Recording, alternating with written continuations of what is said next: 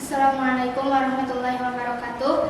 Perkenalkan, nama saya Siti Zahra Turiyad, saya perwakilan dari SMA Az-Zainiyah, akan membaca kitab Sulam pada pasal rukun salat dan juga pembahasannya. Bismillahirrahmanirrahim. Faslun, utawi iki iku fasal sawiji. Arkanus sholati utawi pira-pira rukun salat iku 17 Al-awwalu utawi kang kawitan iku an-niyatu niyat bil qalbi kalawan ati lil fi'li kadua medamal salat. Wa yu'ayyinu lan namtuakeun ieu si wong zatas sababi ing salat kang andone sabab wal waqti lan kang andone waktu. Wa yanwi lan niyat ieu si wong al-fardhiyata ing kafarduan fil fardhi ing dalam salat fardu. Wa yaqulu lan ngucap ieu si wong bihaitsu yusmi'u kalawan sakira-kira ngarunguakeun ieu si wong nafsahu ing dirine ieu si wong kakul diruknin kaya saban-saban rukun kauliyin kang bangsa ucapan Allahu akbar ing lafaz Allahu akbar. Wa huwa utawi macane lafaz Allahu akbar iku sani arkaniha kang kaping 2 saking pira-pira rukun salat.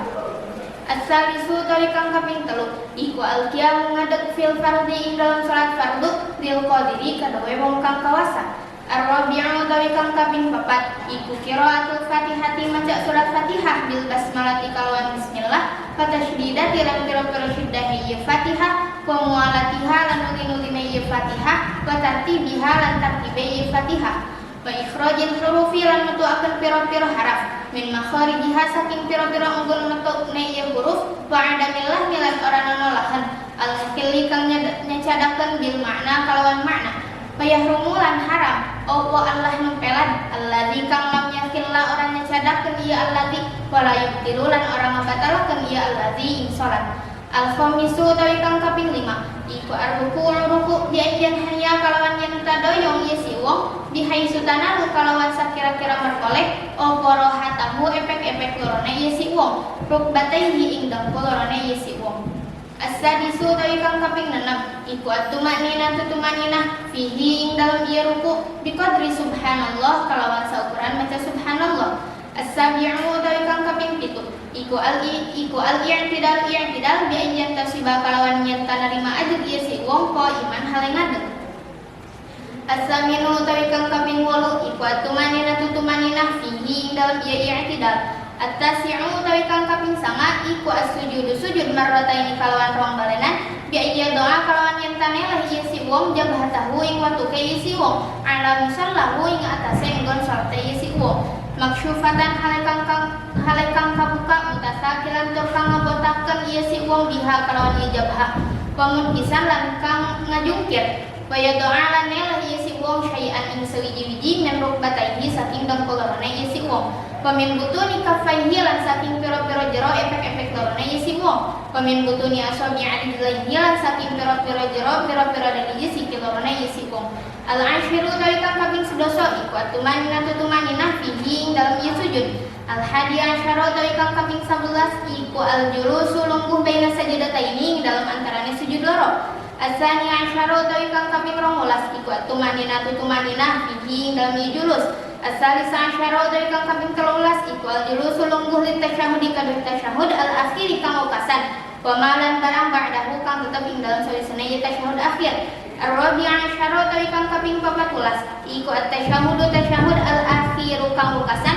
Fayaqulu maka ngucap ieu si wong at-tahiyyatul mubarakatus shalawatut thayyibatu lillah ing lafaz at-tahiyyatul mubarakatus shalawatut thayyibatu lillah. Assalamu alayka ayyuhan nabiyyu wa rahmatullahi wa barakatuh.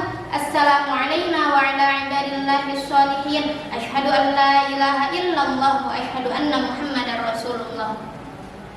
Al-khamisa asyara utawi kang kaping 15 iku as-shalatu maca shalawat ala nabiyyi ing atase Nabi Muhammad sallallahu alaihi wasallam. Wa aqalluha utawi luwih kidik-kidik ieu shalawat iku Allahumma shalli ala Muhammad lafaz Allahumma shalli ala Muhammad. As-sadisa asyara utawi kang kaping 16 iku assalamu maca salam wa aqalluhu utawi luwih kidik-kidik ieu salam iku assalamu alaikum lafaz assalamu alaikum.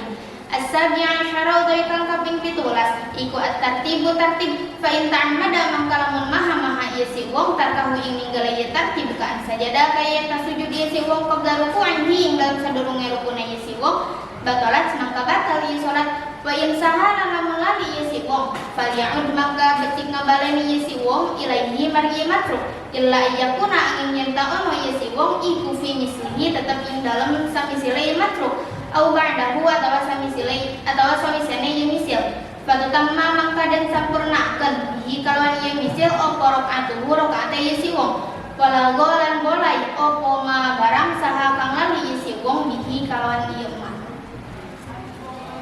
Faslun arkanus salat. Di dalam pasal ini Syekh Musannif pengarang kitab Sulam yaitu Syekh Abdullah bin Husain bin Thahir bin Muhammad bin Hashim Ba'alawi menjelaskan tentang rukun-rukun salat. Yang mana definisi dari rukun salat ini yaitu makana dafalan mahiyah, sesuatu yang ada di dalam salat. Adapun hal-hal yang harus ada di dalam salat iku sab'ata asyara, jumlahnya itu ada 17. Mana saja yang 17 ini? Al-awwalu adapun rukun yang pertama yaitu an-niyatu bil qalbi lil fi'li wa yu'ayyinu dzatas sababi wal waqti wa yanwi al-fardiyata fil fardi. Yang pertama niat ini harus dilakukan dalam hati untuk mengerjakan salat. Yang apabila diterjemahkan ke dalam bahasa Arab niat salat ini tercakup pada lafaz usolli. Kemudian apabila yang akan kita laksanakan ini adalah salat yang mempunyai sebab, contohnya seperti salat sunat istisqa, salat sunat gerhana, salat sunat tahiyatul masjid, kita harus menentukan sebabnya. Jadi di dalam salat sunat ada dua hal yang harus tercakup pada saat melakukan niat. Yang pertama yaitu qasdul fi'li, yang kedua yaitu ta'yin sebab. Kita ambil contoh niat salat sunat gerhana. Maka yang harus kita ucapkan, yang harus ada ketika kita melakukan niat salat sunat gerhana yaitu usolli li khusufi syamsi, itu yang harus ada. Kemudian wal waqti, dan juga harus menentukan waktunya, contoh seperti zuhur, asar, maghrib, isya, dan subuh. Wayan fi al-fardiyata fil fardi, dan juga apabila salat yang akan kita laksanakan ini salat fardu, maka kita harus menyebutkan pangkat kefarduannya. Jadi di dalam salat fardu ada 3 hal yang harus tercakup pada saat melakukan niat. Yang pertama yaitu qasdul fi'li, yang kedua ta'yinul waqti, yang ketiga menyebutkan pangkat kefarduannya. Contohnya seperti salat zuhur. Apa yang harus tercakup di dalam salat zuhur yaitu usolli fardhu zuhri, hanya itu. Adapun kalimat seterusnya seperti arba'a rakaat mustaqbil qiblati adallahi ta'ala itu hanyalah penyempurna, apabila tidak dibawa pun tidak menjadi masalah. Dan waktu kita melaksanakan niat pada saat sholat yaitu ketika takbiratul ihram. Adapun batasannya yaitu dimulai dari kita melafalkan haraf hamzah pada lafaz jalalah sampai dengan selesainya kita melafalkan haraf ro pada lafaz akbar. Itu ketentuan rukun yang pertama dalam sholat yaitu niat. Adapun rukun yang kedua yaitu wa yaqulu bihaitsu yusmi'u nafsahu ka kulli ruknin qawliyin Allahu akbar. Kita harus mengucapkan lafaz Allahu akbar atau yang sering disebut takbiratul ihram, di mana pada saat kita mengucapkan lafaz Allahu akbar ini kita harus memperkirakan bahwa lafaz yang kita ucapkan ini akan terdengar oleh diri kita sendiri.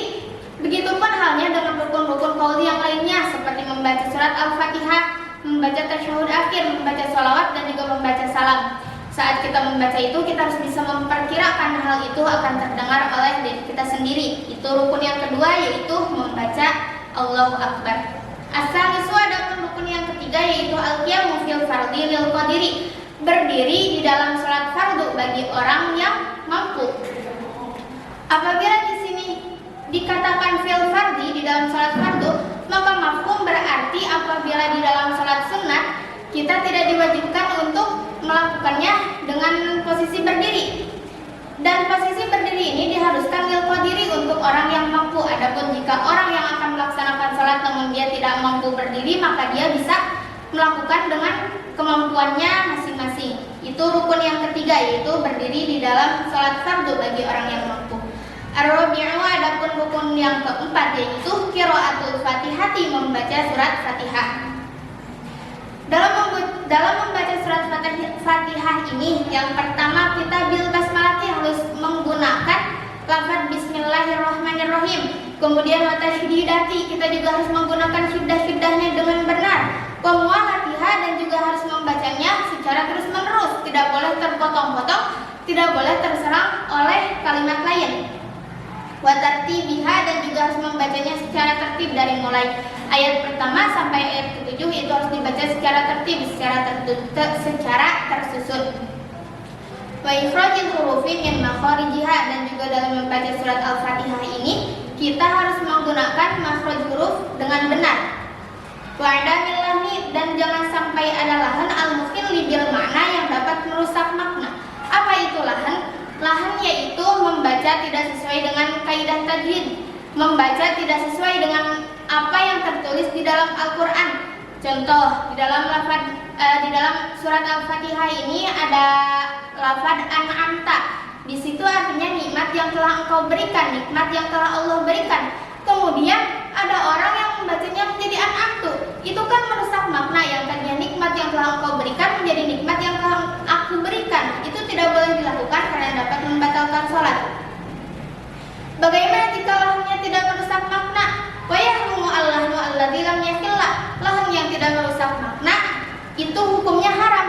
Wala yubtilu, namun tidak menjadi alasan atas pembatalan sholat. Itu rukun yang keempat, yaitu membaca surat Al-Fatihah. Al-khamisu, adapun rukun yang kelima yaitu ar-ruku'u bi an yanhaniya bihaitsu tanalu hatahu rukbataihi. Rukun yang kelima yaitu ruku dengan cara membungkukkan badan, di mana pada saat kita membungkukkan badan ini kita harus bisa memperkirakan bahwa kedua telapak tangan kita ini akan sampai pada kedua dengkul kita. Itu ketentuan pada rukun yang kelima, yaitu ruku. As-sadisu, adapun rukun yang keenam yaitu at-tumaninatu fihi, tumaninah pada saat ruku. Nah, hal yang harus diperhatikan yaitu ketika kita melakukan tumaninah pada saat ruku ini jangan kurang dari ukuran membaca subhanallah. Itu yang harus diperhatikan. Apabila kita melakukan tumaninah pada saat ruku ini terlalu cepat, kurang dari ukuran namanya kita membaca subhanallah, itu juga bisa membatalkan sholat. As-sabi'u, adapun rukun yang ketujuh yaitu al-i'tidalu bi ayyan tasiba qa'iman. I'tidal dengan cara kita memposisikan tubuh kita berdiri tegak. Dalam i'tidal ini juga yang harus diperhatikan, saat melakukannya kita jangan melakukan i'tidal dalam jangka waktu yang terlalu panjang. Kenapa? Karena i'tidal ini termasuk rukun qasir, rukun yang harus dilakukan dalam jangka waktu yang pendek. Itu rukun yang ketujuh, yaitu i'tidal.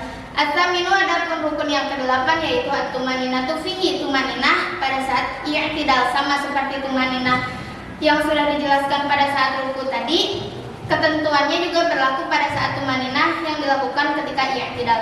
At-tasyi'u, adapun rukun yang ke-9 yaitu as-sujudu marrataini, sujud sebanyak 2 kali.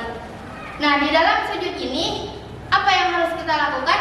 Bi ayyadu jabhatahu ala musallahu maksyufatan. Kita harus meletakkan kening kita di atas tempat sholat kita dalam keadaan terbuka, tidak boleh terhalang oleh apapun. Mutasakilan biha, kita juga harus menekankan jidat kita.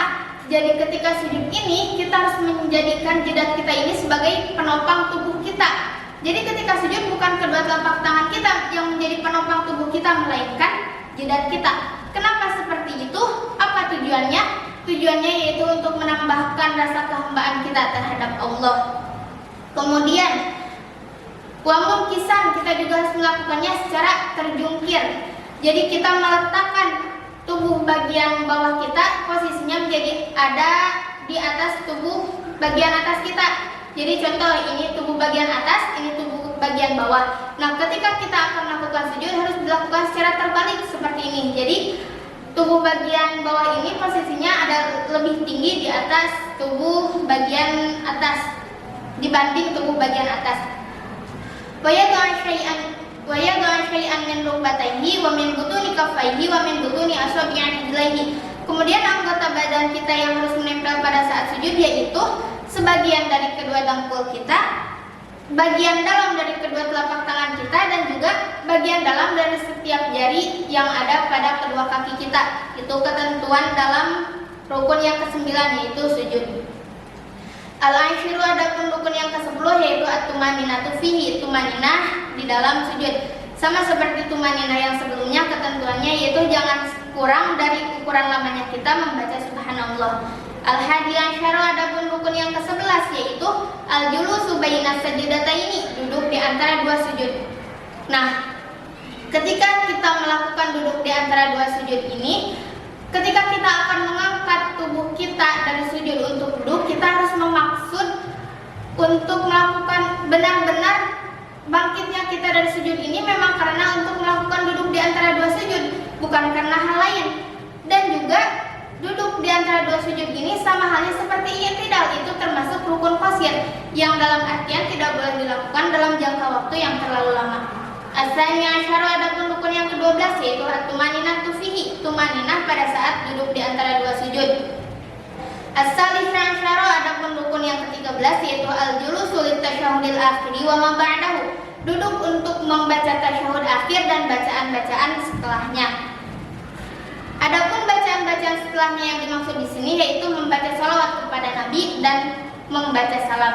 Ar-rabi' asyara, adapun rukun yang ke-14 yaitu at-tasyahhudul akhiri, membaca tasyahud akhir. Apa yang harus kita baca pada saat tasyahud akhir? Fayaqulu, yang harus kita baca yaitu at-tahiyyatul mubarakatus shalawatut thayyibatu lillah. Assalamu alayka ayyuhan nabiyyu wa rahmatullahi wa barakatuh.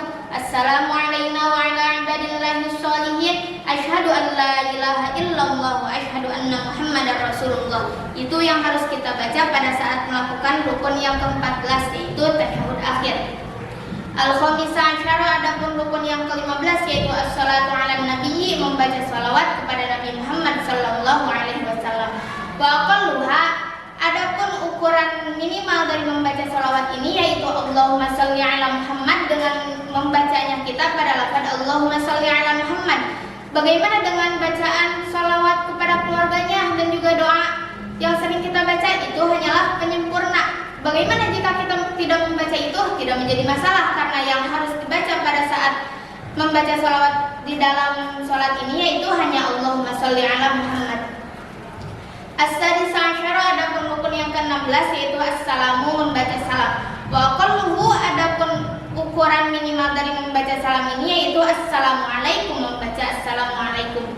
Dan yang termasuk pada rukun ini merupakan salam yang pertama. Adapun rukun yang kedua itu hukumnya sunnat. As-sabi asyara, adapun rukun yang ke-17 yaitu at-tartibu, tartib. Fa in ta'ammadat tarkahu, bagaimana jika ada orang dia ini sengaja melakukan salat ini tidak tertib?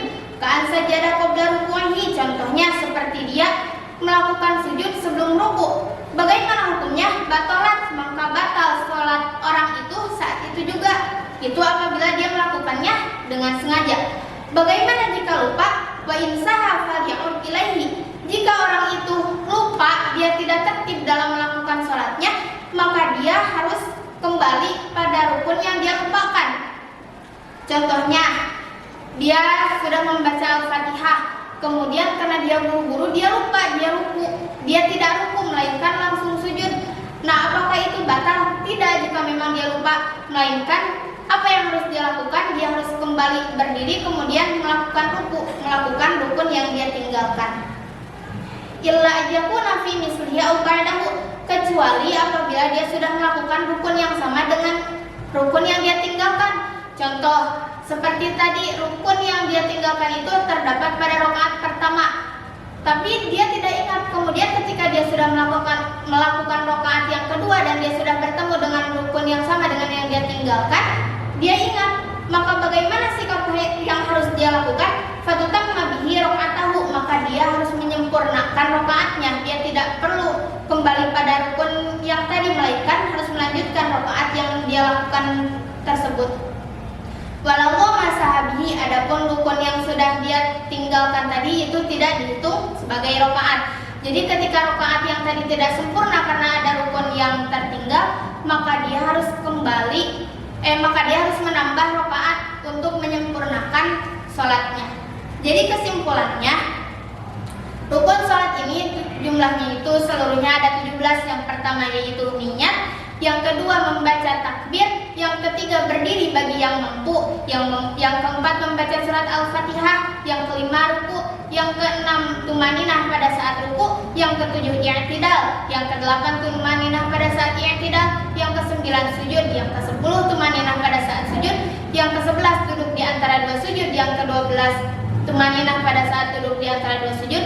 Yang ke-13 duduk untuk tasyahud akhir. Yang ke-14 membaca tasyahud akhir. Yang ke-15 membaca salawat kepada Nabi. Yang ke-16 membaca salam. Yang ke-17 yaitu tartib.